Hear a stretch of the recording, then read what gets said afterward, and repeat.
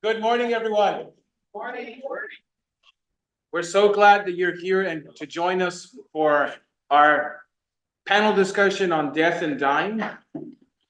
We had a similar discussion at Blues Brews and Good News on Friday. This is just a continuation of our discussion that we started on Friday.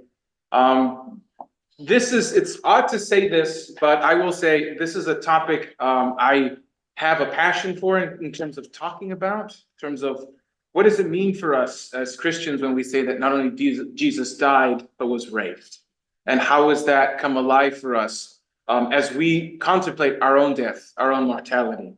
And so as you know, I'm one of your pastors here, and I'm just gonna let the panelists introduce themselves, and then we'll talk about. I'll give you basically a rundown about how this panel is gonna turn out, and then we're gonna have a good amount of time for your questions and your concerns and any comments that you would have. So I turn it over to Kim. Kim? Good morning. My name is Kim Williams, and I just joined Cross the King as the Director of Community Engagement recently, so it's so nice to meet you.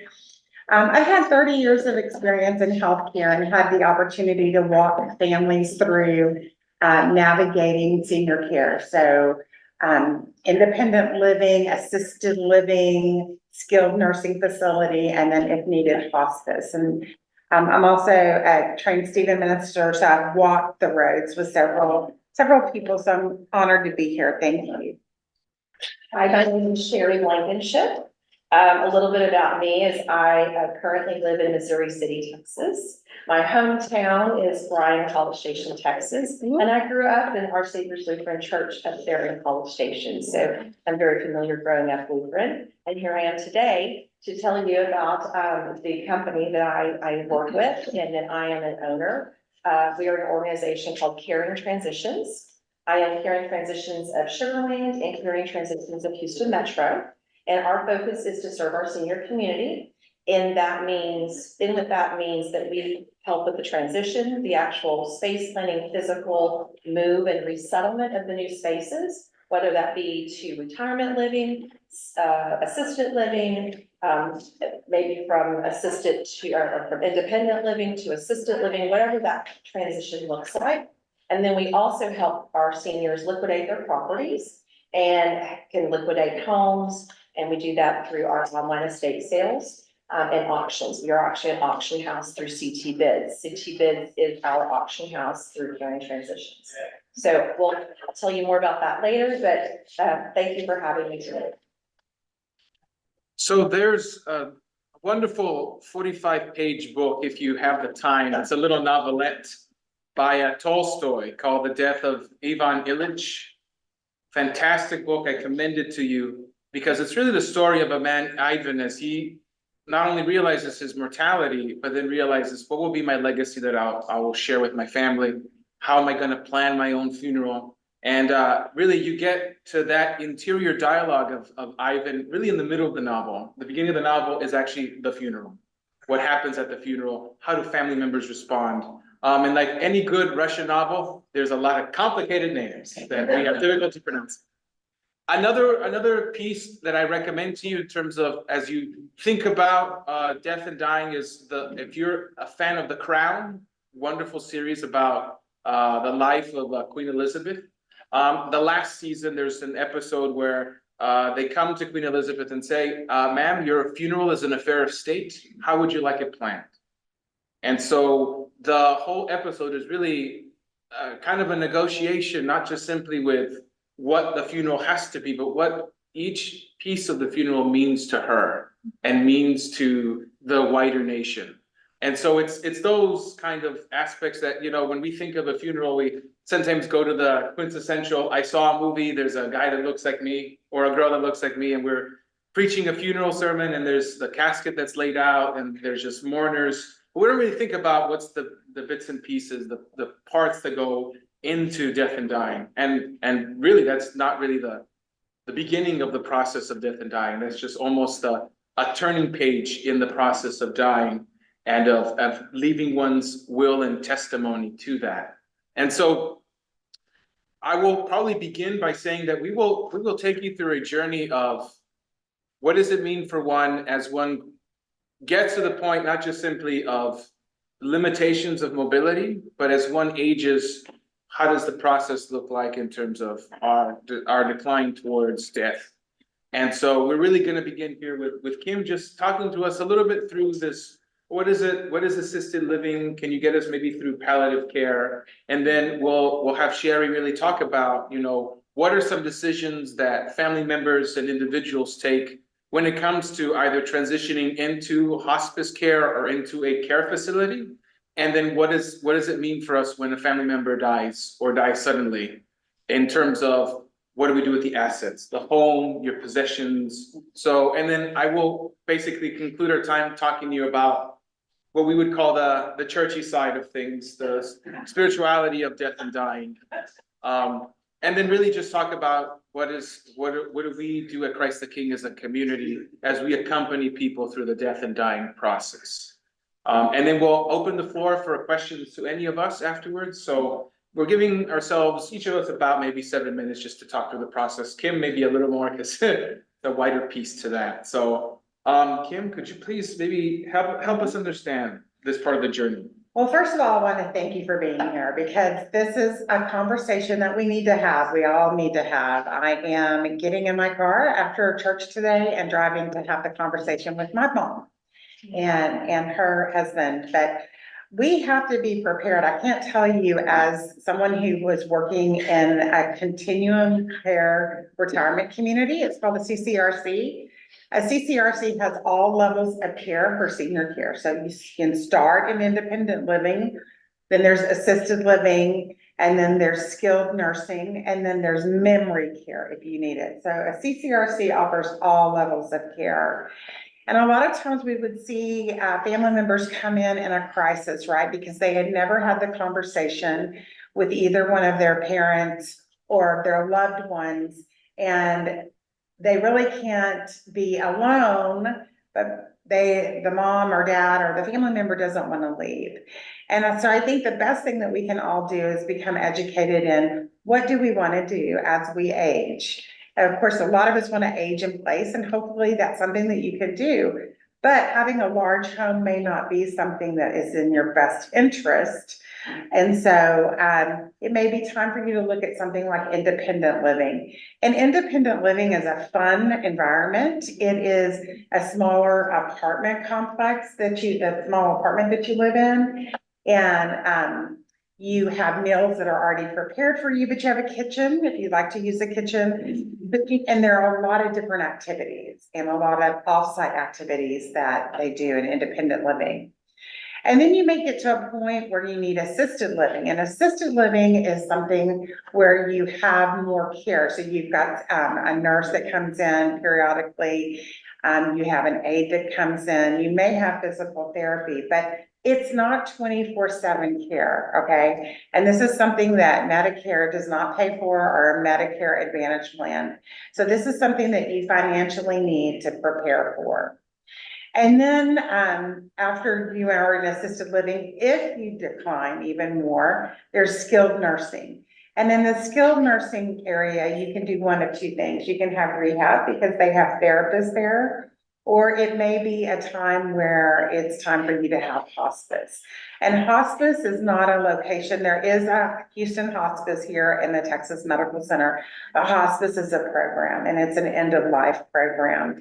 And it doesn't always end up being end of life. There are people that get on hospice and then they stabilize and they don't need hospice anymore, and they can, no longer receive services. But the big thing I'd like to say to you all is that all of these levels of care, you have to financially prepare for, but more importantly, you've also got to communicate with your kids and your loved ones on what your wishes are, right? And sometimes our wishes are to age in place and stay in our home until we go up and meet Jesus, but sometimes that's not a reality, right?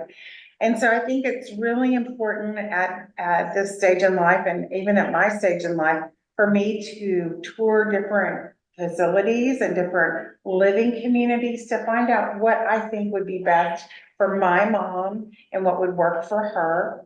A lot of times what I recommended is I would bring in family members and ask them to invite their parents in, and we would have lunch or dinner, mostly lunch. And it's great because these are your new neighbors that you're getting to know, right? You're kind of getting a feel for the community. And assisted living, they have a lunch area as well as independent living. And then memory care. Memory care is a 24/7 locked unit, and it's locked only for their benefit so that no one wanders outside of the unit. Usually it's a room with some furniture, but not a kitchen. And there are activities, and they bring the residents into a common hall, common area to do activities. And so the most important thing, again, is to have the conversation. And then there's also home health. So there are times, and what we're seeing more and more in the senior industry is that people are staying in independent living, and family members don't want their loved one to go to assisted living, so they're willing to pay for care.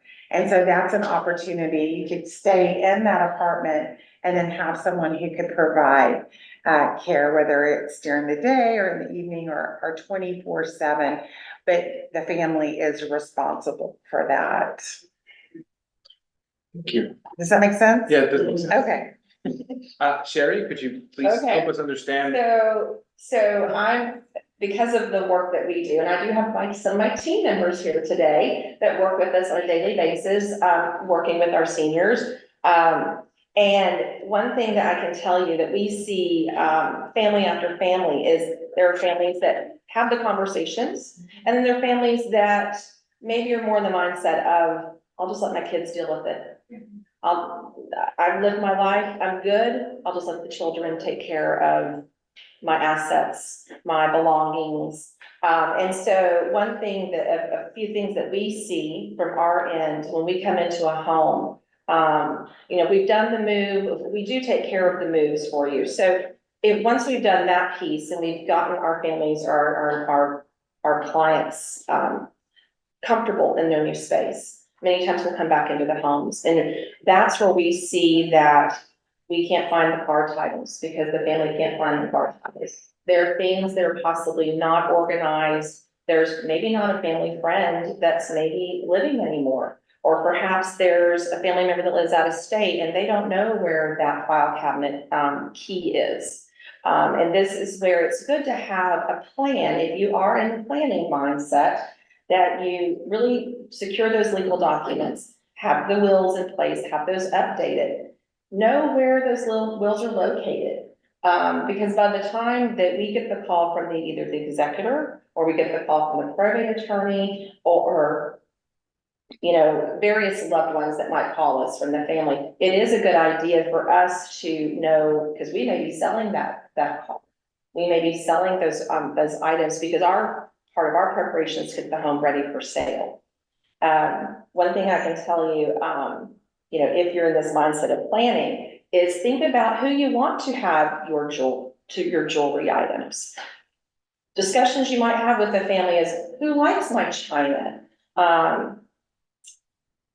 The other thing I can tell you is, when there's passwords, there's account numbers, things like that just need to be in a safe place. Because the last thing you want is my team having to help locate that, because that is what we're doing. We're helping to get the home ready for sale. And there can be lots of things throughout the home that are misplaced. So if you have those conversations with your loved ones now, is there a portion, or is there a part of your assets that you want to donate to your church? This is a good time to be thinking about that. What does that look like for you guys and for your legacy?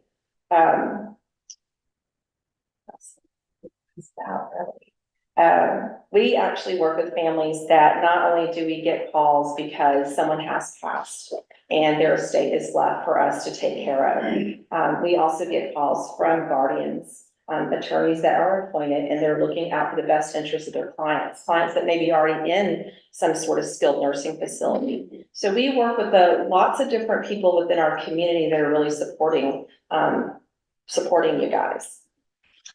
Is there anything that you would like me to add to that? Sherry, how would you make, in terms of these, as people are figuring out, right?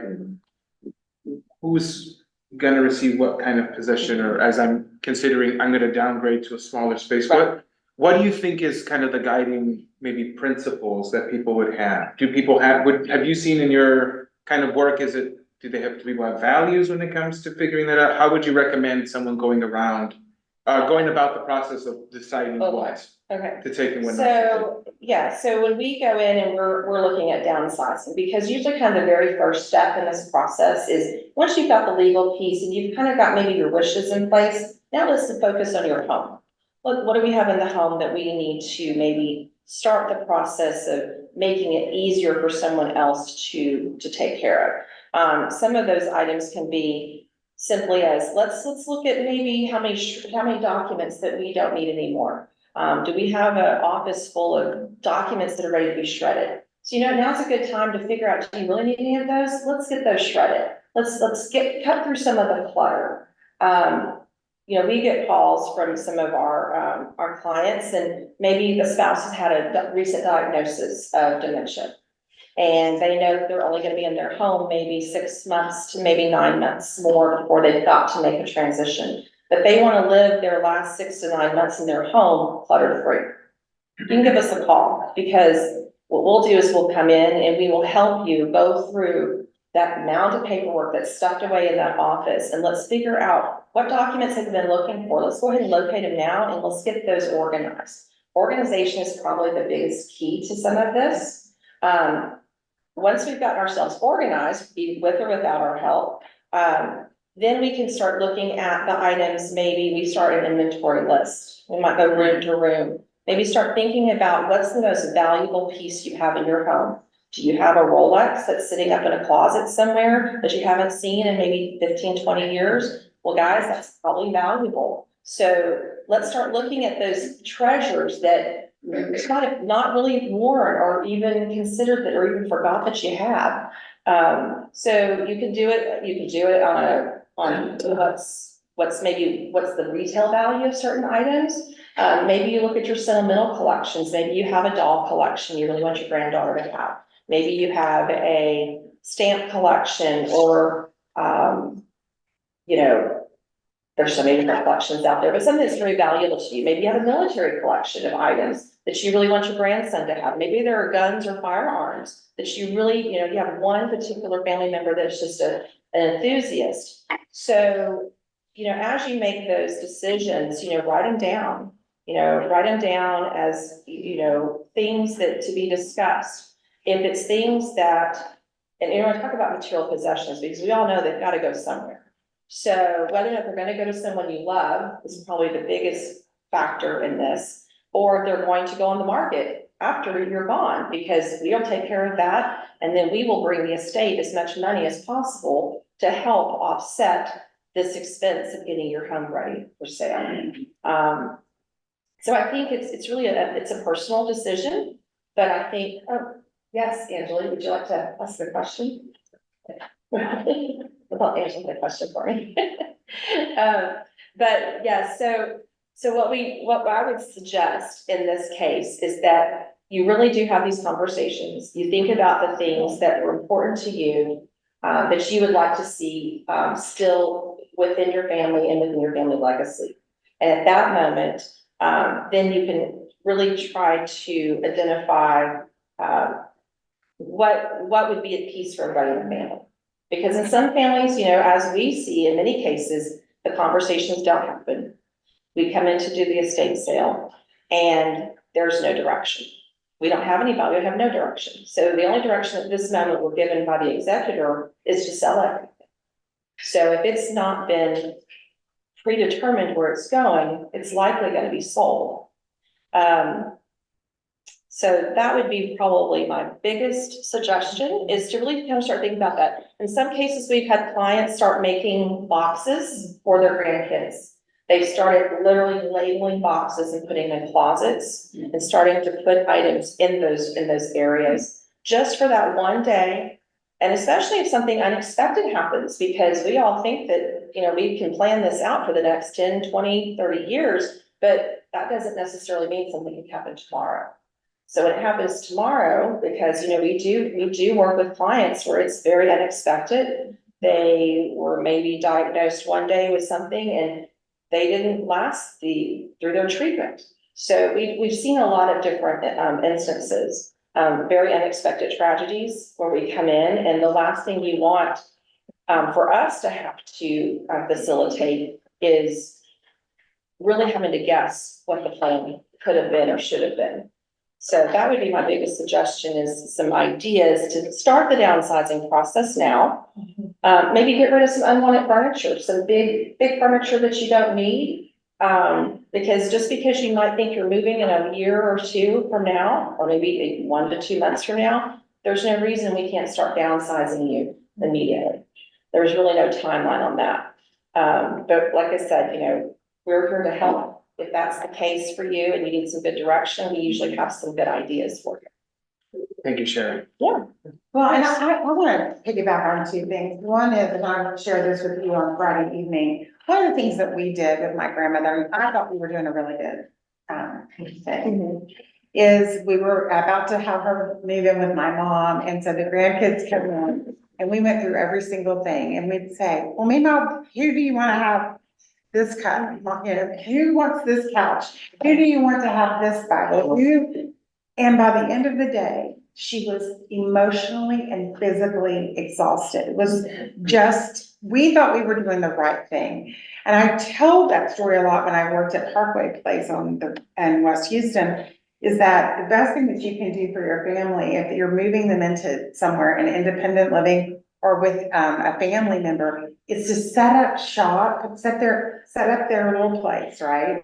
So whether that's their bedroom or a little apartment with things that they had, and then let the family members take care of it. But to your point, if they had the conversation, then people may know, right, that Kim wanted the china, and Joel wanted the car, and this is what we wanted. So conversations, I have seen a lot of families who have been in crisis when they have had to figure out where they were going to, were they even gonna handle this? Because a lot of times even just moving is a big stressor. So I wanted to piggyback on that. And your services that you provide are just so important for the community. So thank you. I wanted to talk a little bit about hospice care, and you probably all know this, but there are state and federal regulations that require 2 criteria. And the first one is that 2 physicians must certify that the patient's life expectancy is 6 months or less. All right. Let me say, if it's the person lives longer than 6 months, then they just need to be recertified. And the physicians would just need to recertify them, or they could say, I don't need hospice services. The other thing is that the patient has chosen care that focuses on symptom management, right? And so I just had a really dear friend of mine who passed away this week. He's been fighting stomach, kidney, and liver cancer for 14 months. And for 12 months, he has been doing hardcore chemo, everything he could do. And in December, he decided, I'm done. I can't do this anymore. My body can't do this anymore. And so it was time to call hospice. And the hospice services, it doesn't mean that family members are giving up. And I want to say that because when my stepfather was at the end of his life, my mom felt like she couldn't say it was okay for us to get hospice because she felt like she was letting Mike down. And we had to explain to her that, no, we're providing services, Mom, that we don't really know how to handle. It's not 24/7, but they do provide medications, and they do provide care. And they also checked up on my mom. And then they do aftercare as well. We would receive a book, a 3-month, a 6-month, a 9-month book. after Mike's death. So hospice is a good service that you can reach out to. And so then we somewhat get to me as the, as I told you earlier, we think of people, culturally, you think of the church, right? If you see these movies, you see any movie, we're at the end of the process, and you also see us as the figurehead of a service. But really, throughout this entire process of as one ages, the involvement of the church is present in every kind of decision, every kind of contemplation you may have about what would be the next step. We have, beyond than just simply talking about the funeral, I think it's worth to know, we have this book that we as pastors train with. It's called The Christian Life.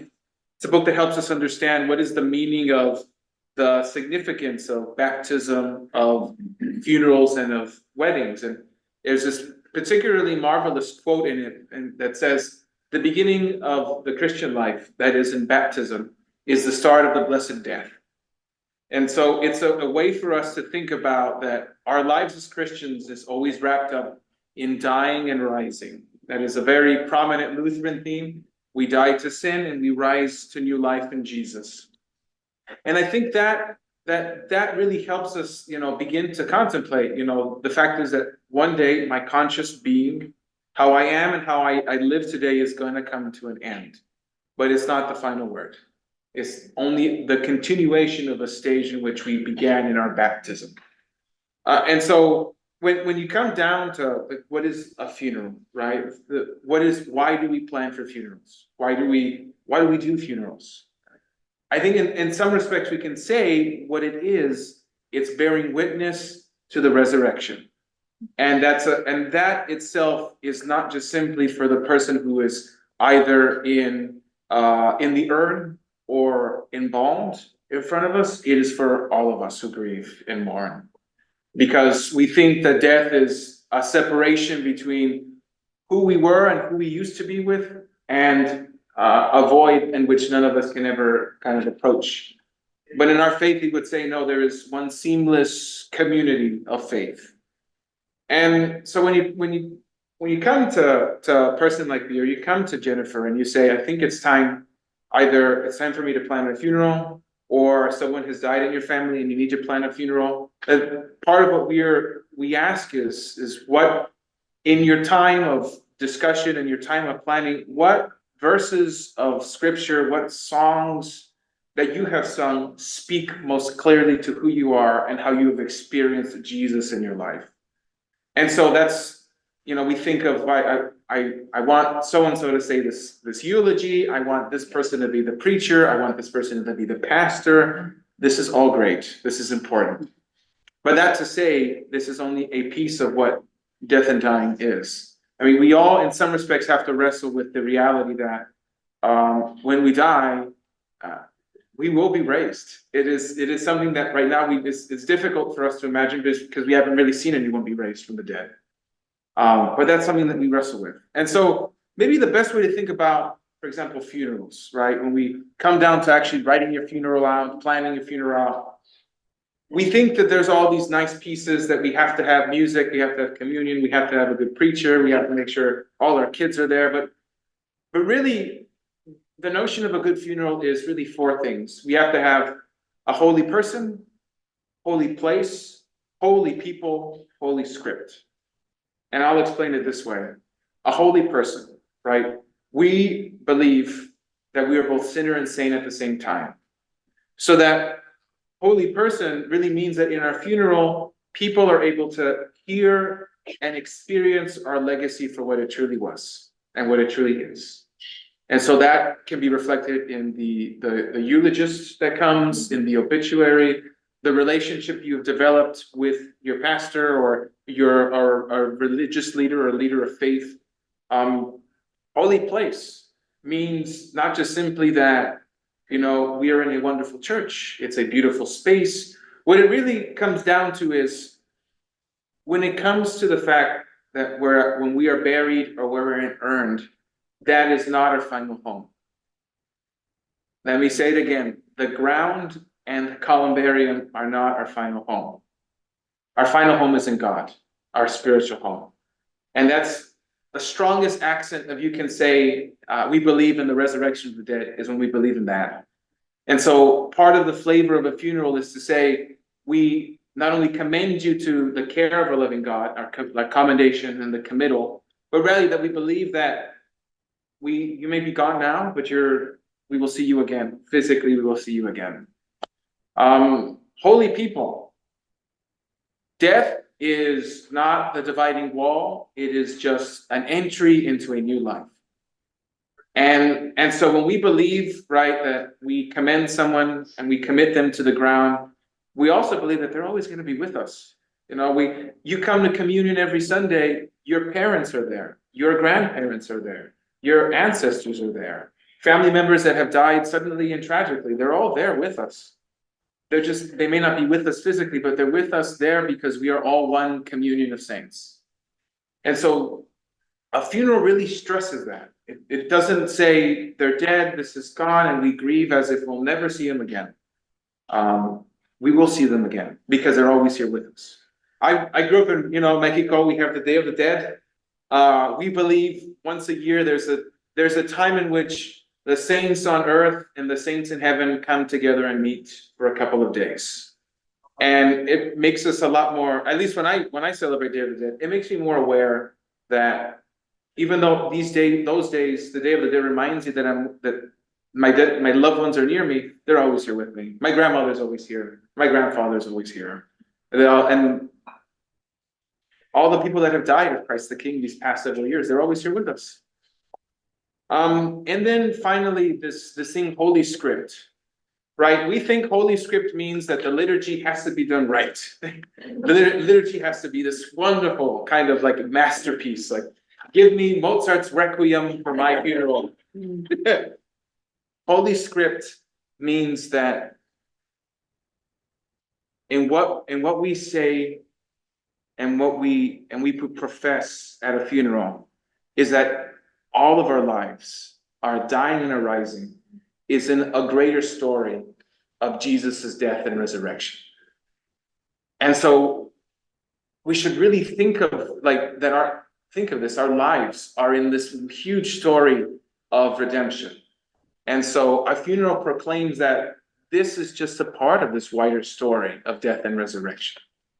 And so there are things that the church does. We constantly pray, right, for those that have died on important anniversaries. We pray for them in our prayers. Not just simply that we give thanks to God for their witness, but that really that they're going to be with us in these important times of our life.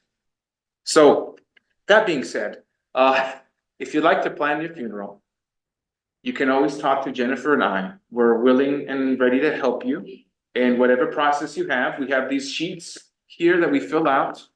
And in this, there are some things that we've talked about, right? Making sure that, do you have a will? Do you have a do not resuscitate order? Is Christ the King in the will in terms of legacy giving? These are important things. What happens to our assets? Are we included in this? Basically figuring out if our values align so that when our assets are distributed, that we're a part of the assets that is a part of your enduring legacy.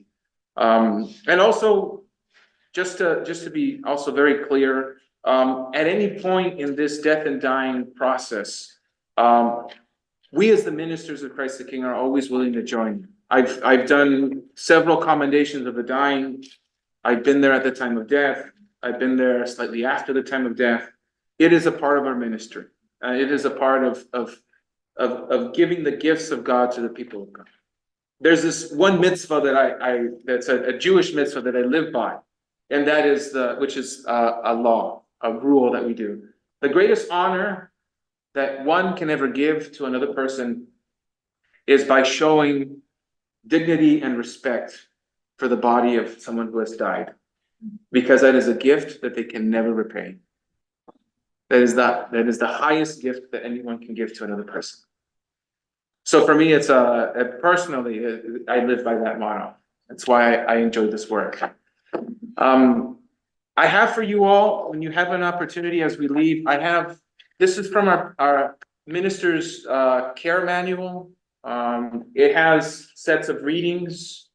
It also has suggested hymns. As you're thinking about what your funeral could be, here's a list of readings that you may consider looking over to and saying, is my life clearly shown through these verses? Will people hear Jesus if I choose this passage from Isaiah or Matthew or John?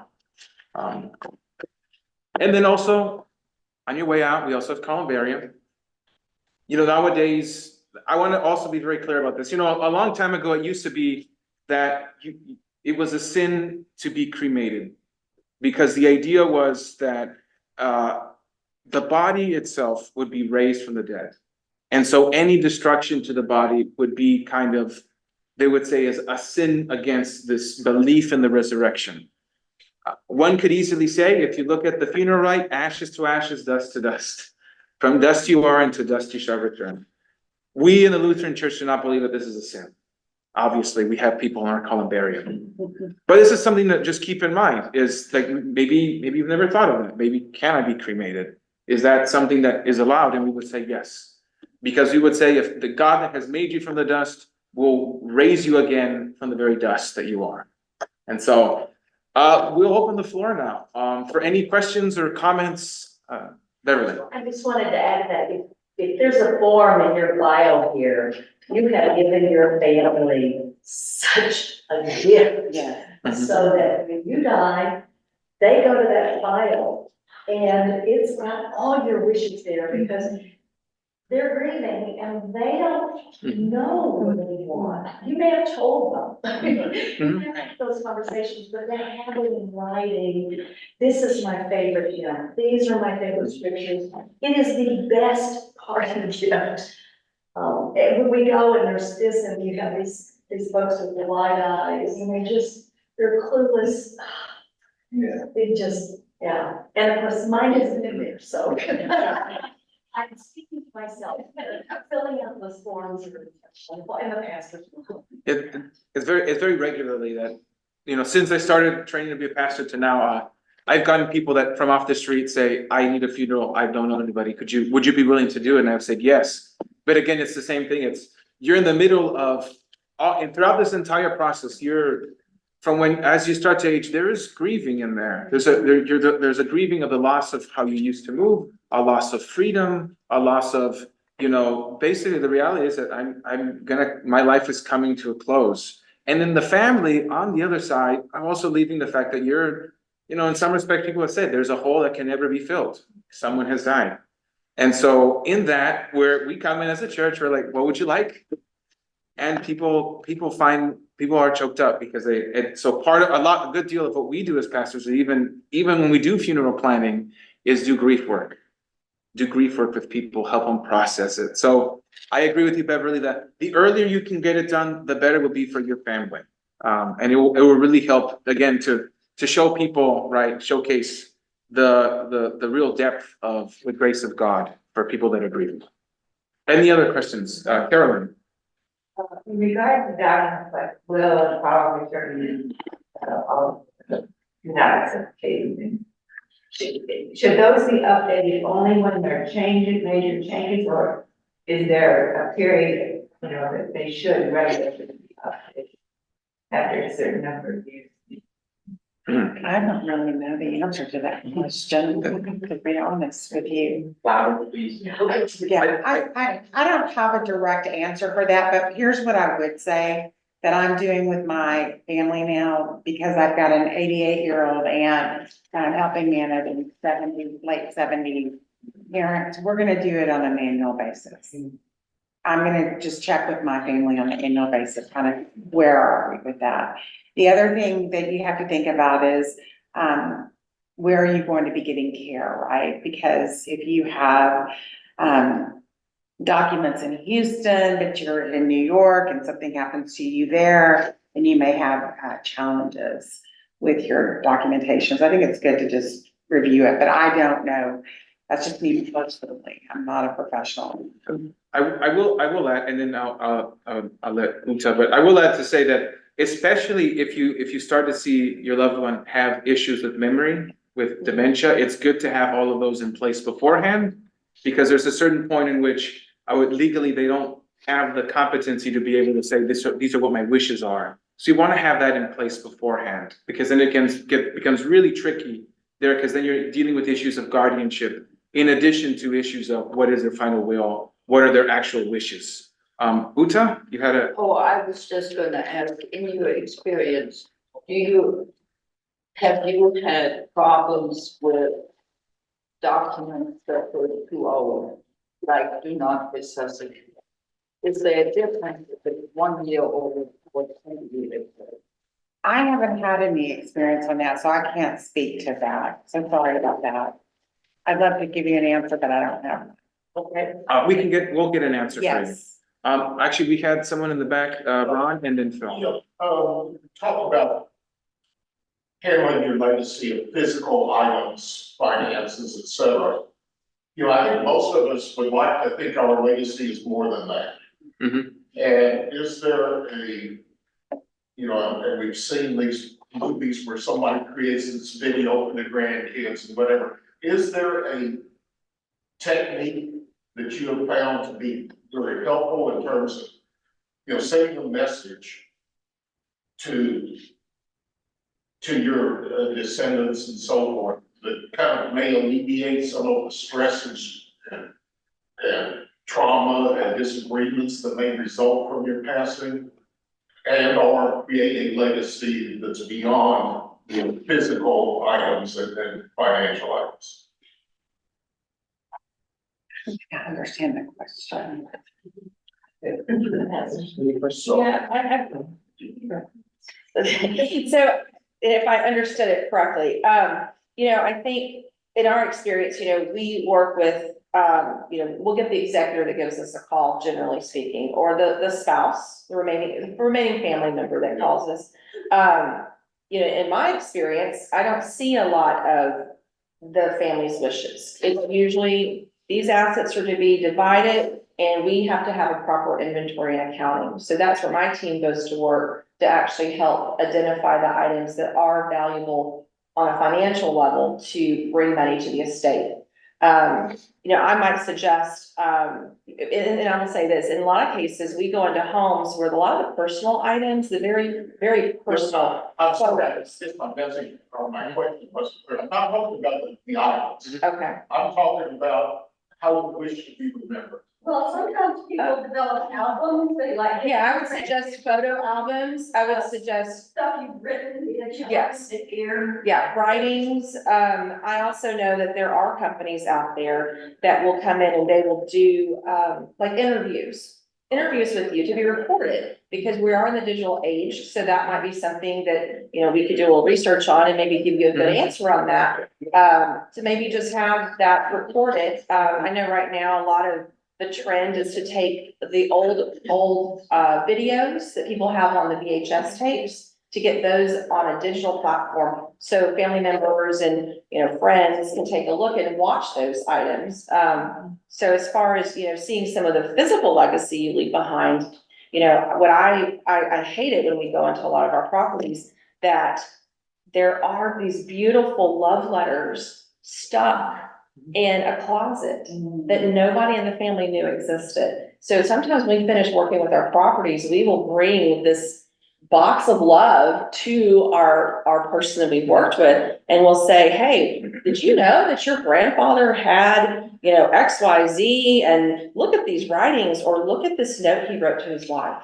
And so I think protecting some of those memories is part of, also getting your life plan in place, is how are you gonna protect the memories? So I think that might help you a little bit, but I think there's digitally Yeah. is a good solution these days. And I will also say, Ron, I've written this down, so this could be another, when we carry this conversation forward, it's a great one to have. So I'll try to get someone here to speak a little bit more about that, and maybe just give some further suggestions. Cause it's a lovely idea, to be Yeah, honest. to document your legacy, to document and, Yeah, cause use a format of some sort. I have found that, the funerals that I've given, it's very, very rarely has it been, there's a message I'm gonna give to someone. I remember clearly Chuck Alexander, I remember him when his funeral happened. he had recorded something for all of us to listen. And that was the most touching thing I heard. I mean, I'd grown so close to Chuck when I was an intern, and when I had to basically be there for his funeral, that, I mean, it choked me up, but I felt a lot of love in that. I was able to hear Chuck and understand Chuck. And that, again, I would say is, I wish more people would do that, because for me, it would just be another layer to the enduring legacy that you would have.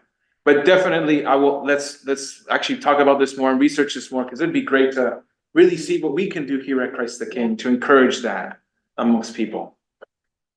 Phil. Talking with your family and your kids, grandkids about the issue is very, very important, I think. And if you look at assets, your children and grandchildren often have an attachment to things in the house, to your crystal or your china or this picture or that, or whatever it is. And so at the time of death, there's too much tension and stress. If you can talk about that in advance, if this is gonna happen, and I think that's a very positive effect. Thank you, Phil. David. So my wishes are that I'll be cremated. But I'm looking for resources on options between death and cremation. So donating body to medical research or organ transplants, or what are the options? Where can I find what options are available? I've been told by my estate planning and will lawyer that doesn't go into, you need to make separate arrangements with any interest in cancer or whatever it is that your wishes on. And so, I don't know. I want something good to happen to that corpse, you know, for the best of others, and then I want to be cremated. But I don't know exactly what, I want a process or people to talk to or resources to figure out what fits best with my wishes, what I want to happen. So where do I go, or who do I talk to? That happens. You know, actually, David, that's a really good question, and I'm very interested in that as well. I'm gonna do some research and work with the Texas Medical Center and get some resources there. Yeah, I mean, I know they have Life Gift, but I too am interested in that, and that we can have that discussion the next time. One place that I think, Of course. Yeah, it's What I've been told. If you haven't planned, it won't happen. Right. You know, this is something, if that's what you want, you gotta have the arrangements out, because otherwise it's certainly gonna be done, you know, when you die. Carolyn. Yeah, I agree. I think another session on also including, I once heard it was a long time ago, but I can't remember. Different options for even for just burial, you don't want to be cremated. You know, there are places that just do a plain box, you know, all kinds of different options. I think that would be helpful. Well, and I agree, you know, our Jewish and Muslim siblings, it's a requirement for them to be buried within about 24 to 48 hours. And it's usually a very simple box. They're usually, and especially in Muslim weddings, Muslim funerals, it's a very simple box with cloth and wrapping, and that's it. So yeah, I'd love to have a discussion on what are different ways that we can care for the body, and what are the wishes that we can, and where we can actually have these wishes listened to and fulfilled. Charles. So some time ago, several years, there was a forum on the funeral home part of death. And that might be helpful. Yeah. And a lot of our members have been hearing through a particular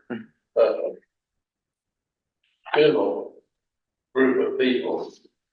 That, you know, that might be helpful to have some of their, but not a sales. Not a sales pitch. Not a We're not. sales pitch. But the Education. Education. the information. There's a write-up in every Sunday paper from a facility that, you know, they offer some good thoughts. It's in the Chronicle. you might look for it. If you're interested. Okay. Thank you, Charles. Any other comments, thoughts, last remarks?